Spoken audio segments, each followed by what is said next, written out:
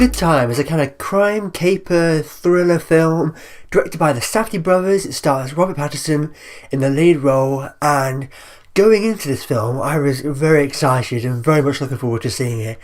It's not really the kind of film that I would naturally be very excited about, but at the same time I'd heard so many great things. I hadn't seen a trailer going into this film, but I'd heard so many amazing things from everyone who had seen the film already that I thought, I just gotta see this movie. Literally every single person that I really like and respect and trust and admire in the movie kind of reviewing world was saying that it was like absolutely amazing. So I thought, I've gotta see this film.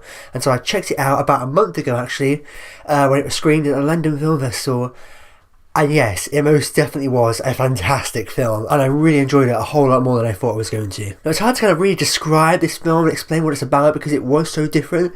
It is kind of like a crime caper, crime thriller kind of film, but a very different kind of crime film, very unconventional, very subversive, but that's what I liked most about this film. It wasn't a typical movie kind of crime drama thriller at all. It was very unconventional, and that's what I thought was so great, because it doesn't play out in the typical movie-like fashion at all, because a lot of movies nowadays, even the great ones, you can kind of predict where they're going to go and you can see where they're going to go next and what's going to happen. But with Good Time, it was so subversive and it was so unconventional, it was so unpredictable, and it made it so much more exciting and interesting to watch because you had no idea where it was going to go next. Basically, it was a kind of crime caper film. It's kind of like ice film. There's a lot of kind of bank robberies going on. The main character is essentially like a bank robber. He's essentially a criminal. And one of the things I liked most about this film was that Robert Pattinson's character isn't really a likeable guy. He's the lead protagonist, and he's the one we're following throughout the course of this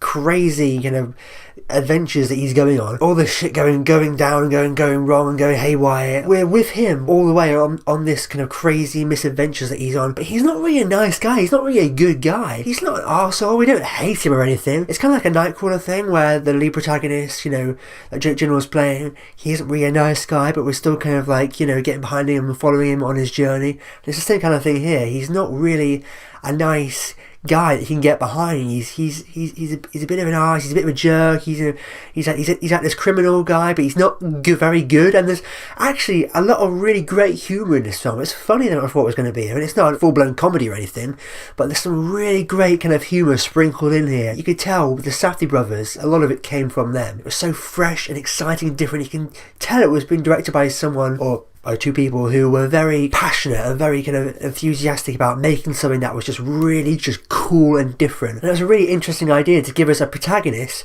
to follow who's not really a nice kind of like hero type guy at all. He's a regular guy. He's got some problems. He's trying to kind of reconnect with his brother. He's trying to get some money, so we can kind of root for him and get behind him because we can see what he's trying to do. But at the same time, he's a criminal, and every time he tries to do something, he'll mucks it up and it goes wrong.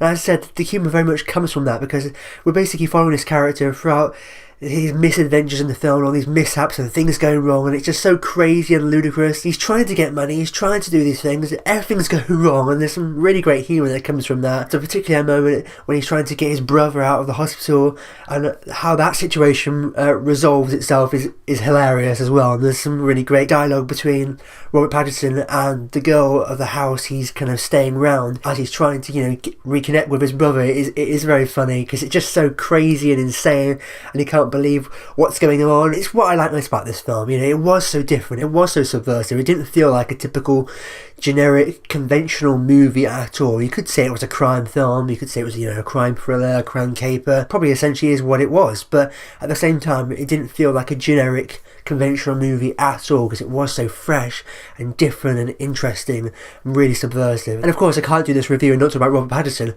I'm actually a big fan of Robert Pattinson. I was never a fan of him in the Twilight movies. I wasn't really a fan of those films, but ever since then he's been picking some really cool, interesting projects, and every film he's done since Twilight has been so great. He was in The Lost City of Z earlier this year, and he kind of disappeared into that role. I thought he was really great in that movie, and then again in this, and obviously this is a much bigger lead role for him, and he was great, very different.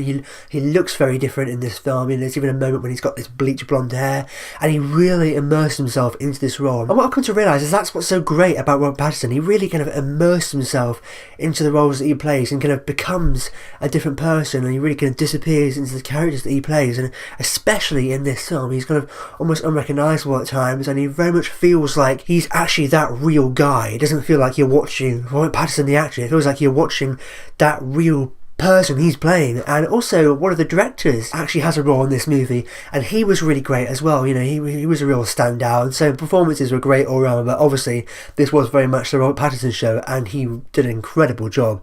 I thought he was really great in this movie, maybe one of his best performances. Yeah, I thought he was that good. I just loved how this was such a cool kind of gritty, intense kind of crime film, but even though it was very gritty and felt very real and raw, like it didn't feel like a big, flashy, flamboyant, over-the-top movie. It felt very real, felt very grounded, very down to earth, maybe almost Danny Boyle-esque in a way, but at the same time there was some great humour to it. You know, it was very funny, it was very witty, and it was very zingy and really kind of fresh and exciting and dynamic and really interesting to watch. And that's what made it such an entertaining watch, is that, you know, it was like, it's really kind of intense, kind of seedy, kind of gritty kind of crime film, but it was very kind of fresh and zingy and funny and entertaining as well. And one last thing I have to mention is the score. This film has a really great, almost kind of 80s-esque synthesized kind of soundtrack, and it's this really kind of loud, overwhelming, intense musical score at times, and I think it added a lot because it very much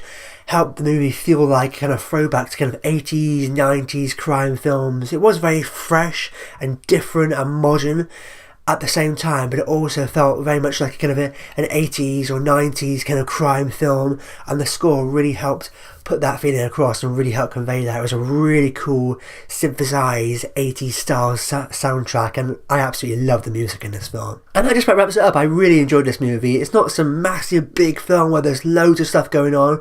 It is quite small. It is, you know, just focused on this one guy and the misadventures that he's going on across this really crazy night essentially, but it was so well done, really well directed, really kind of fresh and different, really kind of zingy and energetic, quite funny as well. Really cool, gritty, intense kind of crime film that I really loved, I really enjoyed, and I don't really have any big problems or any issues with this film. I probably could nitpick it if I really thought about it, but overall I thought this film was absolutely fantastic. I really enjoyed it, and so I'm going to give Good Time 5 stars.